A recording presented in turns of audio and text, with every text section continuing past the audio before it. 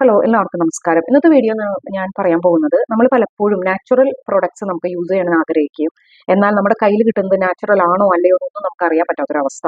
അതുപോലെ തന്നെ പലപ്പോഴും നമ്മൾ വീഡിയോസിൽ നമ്മൾ കാണുന്നു ഇങ്ങനെ കാര്യങ്ങൾ ഉണ്ടാക്കുന്നു നാച്ചുറൽ ആയിട്ട്, പക്ഷെ വളരെ നല്ല ഭംഗിയുള്ള സാധനങ്ങളൊക്കെ കിട്ടുന്നു. ഇതൊക്കെ കറക്റ്റ് ആണോ എന്നുള്ളതാണ്. ഇപ്പോൾ ഈ അടുത്ത് ഞാനൊരു വീഡിയോ കണ്ടു. നാച്ചുറൽ, അതായത് നമ്മൾ പൊതുവെ യൂസ് ചെയ്യുന്ന ഒരു ഗമ്മാണ് സന്താൻ ഗം. അത് വെച്ചിട്ട് നല്ല ഭംഗിയുള്ള ജെല്ല്, നല്ല ക്ലാരിറ്റിയുള്ള നല്ല സിൽക്കി സ്മൂത്ത് ആയിട്ടുള്ള ജെല്ല് കിട്ടുന്നു. ഇതിൽ സത്യാവസ്ഥയുണ്ട്. ഇപ്പോൾ ഞാൻ ഈ അടുത്തല്ല, കുറച്ച് നാളുകളായിട്ട് ഞാൻ മേടിച്ചൊരു അലോവേറ ജെല്ലാണത്. അപ്പോൾ ഇത് ഞാൻ പൊതുവേ യൂസ് ചെയ്യാറില്ല. ഇതിന്റെ ടെക്സ്ചർ എന്ന് പറഞ്ഞാൽ എൻറ്റയർലി ഡിഫറെന്റ് ആണ്. അപ്പോൾ നമ്മൾ അറിഞ്ഞിരിക്കേണ്ടത് നാച്ചുറൽ ഗമ്മും പോളിമറും ഉപയോഗിച്ചുള്ള ജെല്ലുകൾ നമ്മളത് ഈവൻ അവർ മെൻഷൻ, ഇതിലിപ്പോ ശരിക്കും പറഞ്ഞാൽ സാന്താൻ ഗം എന്നാണ് ഈ ഇൻഗ്രീഡിയൻസിൽ മെൻഷൻ ചെയ്തിരിക്കുന്നത്. പക്ഷെ ഇത് 100% ഉറപ്പാണ് ഇതിൽ ഒരു സാന്താൻ ഗം ചിലപ്പോൾ കുറച്ച് ഉപയോഗിച്ചിട്ടുണ്ടാവുമായിരിക്കാം. പക്ഷെ മെയിൻ ഇൻഗ്രീഡിയന്റ് പോളിമർ തന്നെയാണ്. അത് നമുക്കൊരു ജെല്ല് കണ്ടു കഴിഞ്ഞിട്ടുണ്ടെങ്കിൽ നമുക്ക് മനസ്സിലാക്കാനായിട്ട് സാധിക്കും. അപ്പൊ നമുക്ക് ഏറ്റവും ചീപ്പായിട്ട് നമുക്ക് മാർക്കറ്റിൽ അവൈലബിൾ ആയിട്ടുള്ള നാച്ചുറൽ ഗമ്മിൽ ഏറ്റവും ചീപ്പായിട്ടുള്ളതാണ് സാന്താൻ ഗം എന്ന് പറയുന്നത്. കഴിഞ്ഞൊരു വീഡിയോയിൽ ഞാൻ കാണിച്ചു, നമുക്ക് സോള ഗം എന്ന് പറയുന്നത് അവൈലബിൾ ആണ്, അതുപോലെ ഗുവാർ ഗം, അങ്ങനെ പല ടൈപ്പ് ഗമ്മുകൾ അവൈലബിൾ ആണ്. പക്ഷേ ഇതിന്റെയൊക്കെ പ്രശ്നം, ഈ ഗമ്മുകൾ നമുക്ക് ഉപയോഗിക്കുമ്പോൾ ഒരു ക്ലൗഡി ആയിട്ടുള്ള അല്ലെങ്കിൽ സ്ലൈമി ആയിട്ടുള്ള ക്ലൗഡി ആയിട്ടുള്ള ജെല്ലുകളാണ് നമുക്ക് കിട്ടുക. പിന്നെ നമ്മൾ പെർസെൻറ്റേജ് കൂട്ടി കൊടുക്കുമ്പോൾ ഇത് പ്രശ്നം, അതിന്റെ സ്റ്റിക്കിനെസ് നമുക്ക് കൂടും. പിന്നെ ഇത് ഒരിക്കലും പി എച്ച് റിലേറ്റഡ് അല്ല. അതുകൊണ്ട് പി എച്ച് കൂട്ടിയിട്ടാലെന്ന് വെച്ച് കഴിഞ്ഞിട്ടുണ്ടെങ്കിൽ ഇപ്പൊ നമ്മൾ ഷാമ്പൂനൊക്കെ തിക്നെസ് കൂട്ടും അല്ലെ, ഈ സോൾട്ട് ഇട്ടിട്ട് അങ്ങനത്തെ കാര്യങ്ങളൊക്കെ ഇട്ടിട്ട്, അല്ലെന്ന് വെച്ച് കഴിഞ്ഞിട്ടുണ്ടെങ്കിൽ ഇപ്പൊ നമ്മൾ കാർബോമർ ഉപയോഗിക്കുകയാണെങ്കിൽ പി എച്ച് റിലേറ്റഡ് ആണ്. പക്ഷെ ഇത് പി എച്ച് റിലേറ്റഡ് അല്ല. ഇതിന് നമ്മൾ ഇത് തന്നെ, അതായത് ഈ പൗഡർ തന്നെ യൂസ് ചെയ്തിട്ട് നമ്മൾ തിക്കൻ ചെയ്തുകൊണ്ടാണ്. അപ്പൊ നമുക്ക് സ്ലൈമിയും അല്ലെങ്കിൽ കൂടുതൽ ക്ലൗഡി ആവും. ഇപ്പൊ സാധാരണമായാലും പല വെറൈറ്റി കോസ്മെറ്റിക് ഗ്രൈഡുകൾ വരുന്നുണ്ട്. പക്ഷെ എത്രയൊക്കെയാണെന്ന് പറഞ്ഞാലും നമുക്ക് പ്യുവർ ആയിട്ട് നമുക്ക് കിട്ടില്ല.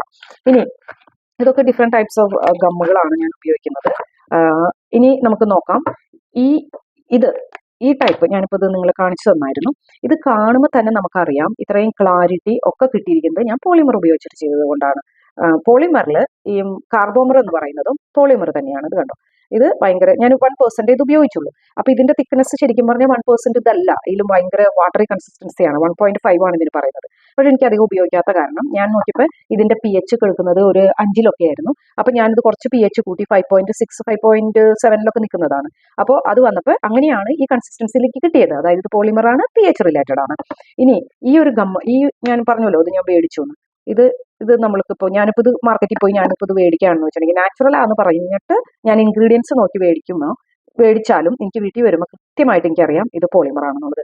ഇത്രയും സ്മൂത്ത് ആൻഡ് ക്ലിയർ ടെക്സ്ചർ ഇതിന് കിട്ടണമെങ്കിൽ സാന്താൻ ഗം ഉപയോഗിച്ചിട്ട് പറ്റില്ല. പക്ഷെ ഞാൻ പറഞ്ഞു, ഇത് മെൻഷൻ ചെയ്തിരിക്കുന്നത്, ഇൻഗ്രീഡിയൻസിൽ മെൻഷൻ ചെയ്തിരിക്കുന്നത് സാന്താൻ ഗം എന്നാണ്. പക്ഷെ അത് സാന്താൻ ഗം അല്ല, ചെറിയൊരു പെർസെൻറ്റേജ്. ഇനിയിപ്പോൾ അത് മിക്സ് ചെയ്ത് നമുക്ക് ഉപയോഗിക്കാം.